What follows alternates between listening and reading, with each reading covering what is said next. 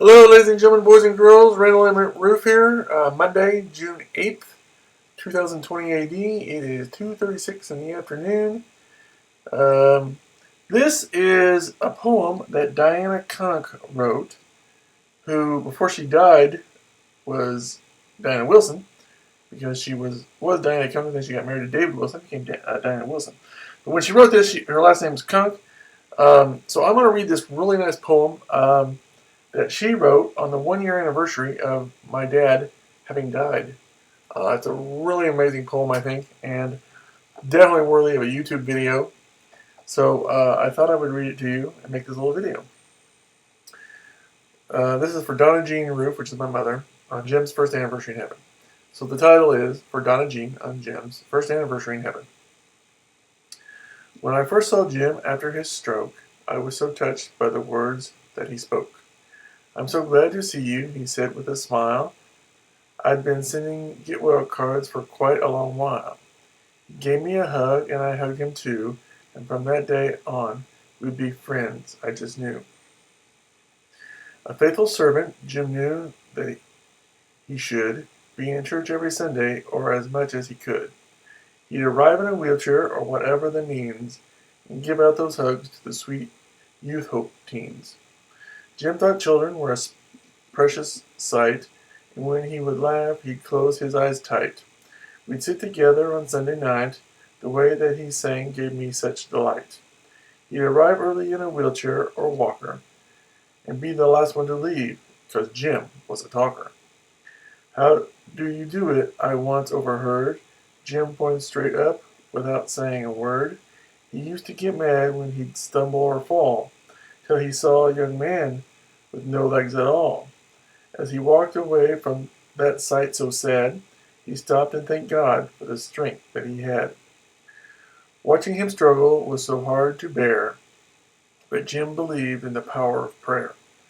There were so many setbacks, but Jim didn't care. He'd say, "I know where I'm going," and he'd soon be there. At times Jim was stubborn and only said, "Nope," but we knew it was his way of trying to cope. I would visit him often. Each time he'd say, "I'm doing just fine," or "I'm doing okay."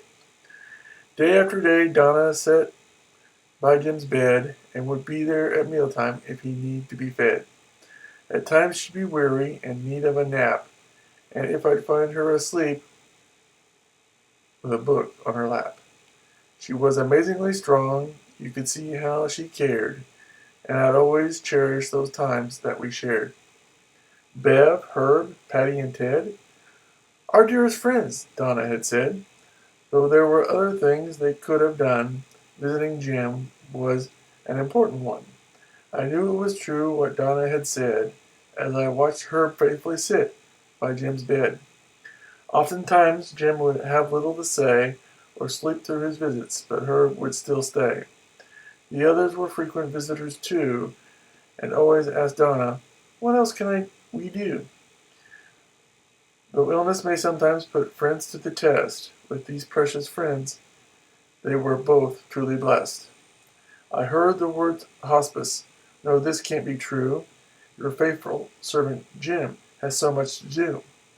I cried out to God and said through my tears, I've had my friend Jim for only 2 years. I'm so glad God gave you to me for a friend. I said to Jim as it was nearing the end. I could tell by his voice that he knew it was true, as he struggled to say, I'm glad he did too. As we laid him to rest, which was so hard to bear, here's what he'd say on that day so fair. Don't weep for me now in the sadness you share. I knew where I was going, and I'm already there. A year has now passed. It's hard to believe that it's been that long since Jim had to leave. I look at his picture and just have to grin, 'cause in no time at all we'll meet again. Always, Diana Conn.